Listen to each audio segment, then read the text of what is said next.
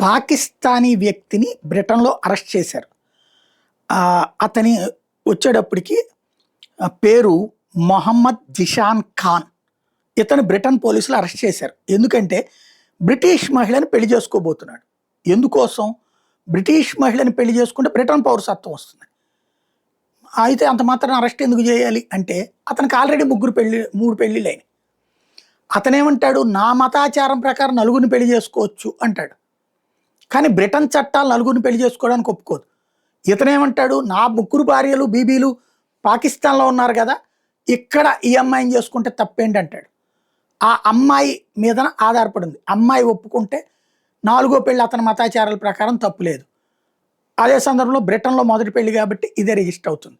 ఇది ఇప్పుడు బ్రిటన్ ముందున్నటువంటి పరిస్థితి. డెమోగ్రఫికల్ చేంజ్ కోసం జరుగుతున్నటువంటి ప్రయత్నం, బ్రిటన్ ఇస్లామిక్ రాజ్యంగా వేగంగా మలిచేందుకు జరుగుతున్న ప్రయత్నాల్లో ఇట్లాంటి వ్యక్తులు బోల్డంతమంది ఉన్నారు.